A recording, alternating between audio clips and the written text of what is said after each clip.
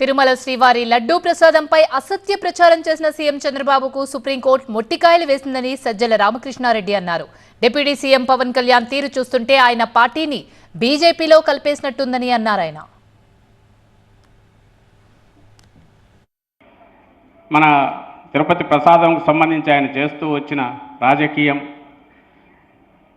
దానికి ఈరోజు సుప్రీంకోర్టు వేసిన మొట్టికాయలు వేసి మొన్నటి నుంచి మొన్న వేసింది, ఈరోజు వేసి ఇలాంటి రాజకీయాలు తగవు అని చెప్పిన తర్వాత, అలాగే ఆ పార్టీలో నిన్నటికి నిన్న